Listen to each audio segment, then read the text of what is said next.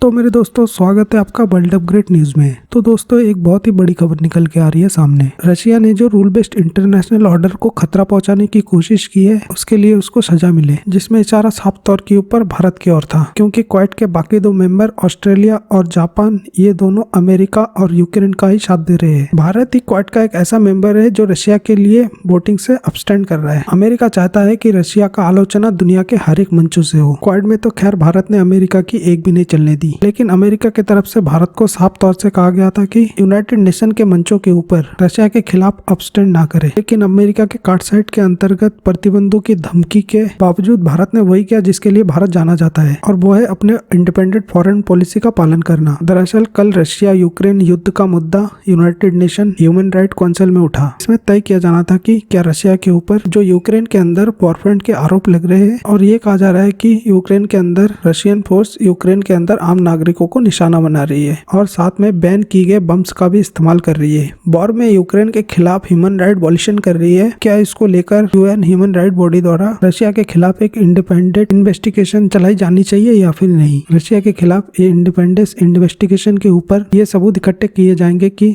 जिसमें ये साबित हो सके कि रशिया में यूक्रेन के अंदर वॉर के दौरान कई सारी ह्यूमन राइट वॉल्यूशन की है। एक इंक्वायरी ऑफ कमेटी का गठन करके रशिया के खिलाफ इन्वेस्टिगेशन की जाए या फिर नहीं, ये यूएन ह्यूमन राइट काउंसिल के 47 मेंबर द्वारा तय किया जाना था। वोटिंग से पहले यूक्रेन के यूएन सदस्य ने बहुत ही इमोशनल स्पीच दी और ये कहा कि ये आप सब देशों की ड्यूटी बनती है कि रशिया को उसके वॉर क्राइम्स के लिए रिस्पॉन्सिबल ठहराया जाए। और रशिया ने भी अपना पक्ष रखते हुए ये कहा कि वो यूक्रेन के अंदर कोई ह्यूमन राइट वॉल्यूशन नहीं कर रहा है। अमेरिका के बार बार बोलने के बावजूद भी भारत ने कल पुनः फिर से एक बार अब्सटेंड करने के अधिकार को चुना। ये कुल मिला के चौथी बार था जब इस मुद्दे को लेकर भारत ने अलग अलग यूएन मंचों में अब्सटेंड किया हो। भारत को नहीं लगता कि रशिया यूक्रेन के खिलाफ कोई ह्यूमन राइट वॉल्यूशन की कोई इंक्वायरी की जाए। हालांकि ये रेजोल्यूशन ह्यूमन राइट काउंसिल में बेहद आसानी से पास हो गया था। अब रशिया के खिलाफ इंक्वायरी कमीशन के गठन करके इंक्वायरी भी बहुत ही जल्द शुरू की जाएगी, क्योंकि वोटिंग के दौरान 47 मेंबर से 32 मेंबर रशिया के खिलाफ वोटिंग की थी, जो सब चाहते थे कि वॉर में रशिया के खिलाफ ह्यूमन राइट वॉल्यूशन का जांच की जाए। वही रेजोल्यूशन के खिलाफ वोट किया खुद रशिया और इरिट्रिया ने,